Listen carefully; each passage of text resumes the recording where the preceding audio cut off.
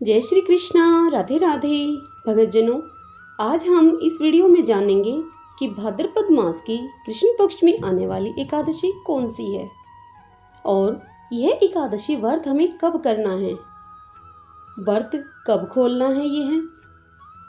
आइए इस विषय में जान लेते हैं। इस बार 3 दिसंबर 2021 शुक्रवार के दिन पड़ने वाली एकादशी को अजा एकादशी के नाम से जाना जाता है। अजा एकादशी को व्रत रखने वाले लोगों के सभी पाप का प्रायश्चित इस एकादशी का व्रत रखने से हो जाता है। इसी के साथ उन्हें बार बार जन्म मरण के इस बंधन से भी मुक्ति मिल जाती है। कब है ये एकादशी तिथि, इसके प्रारंभ का समय क्या है, इसकी समाप्ति का समय क्या है, आइए जानते हैं। अजा एकादशी प्रारंभ हो रही है 2 सितंबर सुबह 6:23 से, जो कि समाप्त होगी 3 सितंबर सुबह 7:45 पर। आइए अब जानते हैं द्वादशी तिथि के बारे में। द्वादशी तिथि प्रारंभ हो रही है 3 सितंबर की सुबह, जो कि 4 सितंबर को समाप्त होगी सुबह 8:24 पर। भगतजनों, एकादशी का व्रत द्वादशी तिथि को सूर्योदय के बाद ही खोलना चाहिए। इसके अलावा हरिवासर के समय एकादशी व्रत कभी नहीं खोलना चाहिए। आइए अब बात करते हैं सूर्योदय के समय की। 4 सितंबर शनिवार को सूर्योदय सुबह 6:13 पर होगा। हरिवासर द्वादशी तिथि का पहला 1/4 पहर होता है। कभी भी इस समय में एकादशी का व्रत नहीं खोलें। आइए अब जानते हैं एकादशी व्रत के पारण का समय। एकादशी व्रत का पारण का समय है 4 सितंबर शनिवार की सुबह 6:13 से 8:24 तक। इस समय आप अपने व्रत का पारण अवश्य कर लें। भगतजनों, ऐसा कहा जाता है कि जब भी उदया तिथि होती है तभी एकादशी तिथि का व्रत रखना चाहिए। एकादशी का व्रत उस दिन कभी नहीं रखना चाहिए जिस दिन दशमी तिथि मिली हुई एकादशी हो, क्योंकि अब की बार 2 सितंबर को दशमी तिथि भी है और एकादशी का दिन भी है। इसीलिए एकादशी का व्रत 3 दिसंबर को ही रखा जाएगा।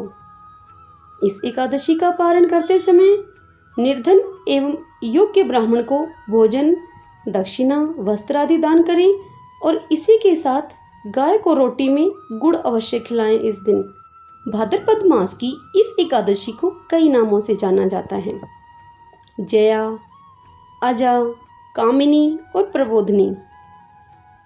एकादशी व्रत के करने के कुछ आवश्यक नियम हैं। एकादशी के व्रती को इन नियमों का पालन करना अति आवश्यक है।